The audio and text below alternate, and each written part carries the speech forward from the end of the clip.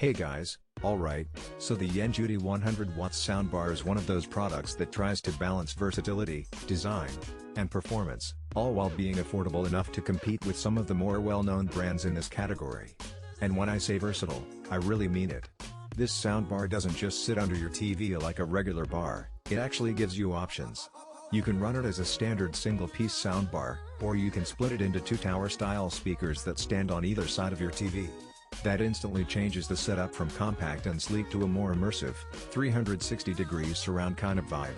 For someone who lives in an apartment or smaller space, the ability to switch between these setups is honestly a clever touch. It gives you the choice to go full home theater on movie nights, but then back to a minimalist bar when you just want things neat and simple.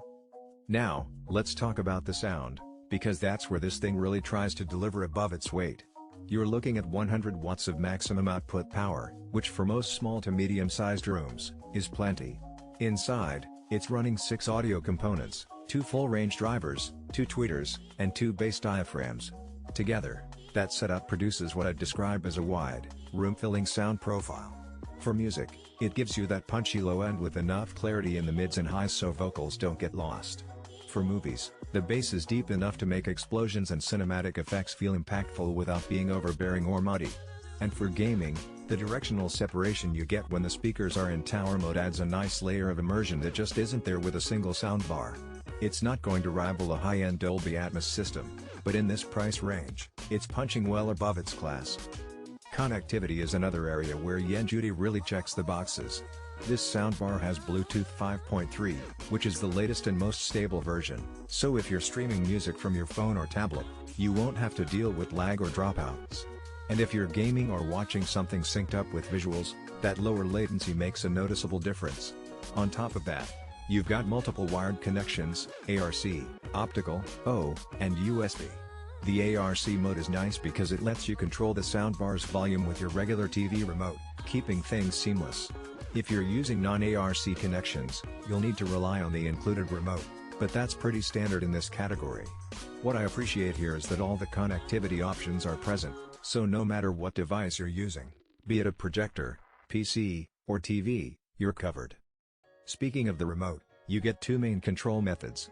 Either you go with the physical buttons on top of the soundbar for quick adjustments, or you use the included remote, which gives you more precise control. The remote lets you toggle between EQ modes, adjust volume more accurately, and even mute system prompts if they're too loud. I think the mute function for prompts is an underrated feature, because sometimes these budget soundbars have startup tones or notifications that are way louder than they need to be. With Yenjuty, you can silence that right away if you want. That kind of small user experience detail goes a long way. Now, the EQ modes, this is where things get personal. The soundbar has 3 presets: music, movie, and game. Music mode enhances clarity and vocals, making it great for streaming or playing your favorite playlists.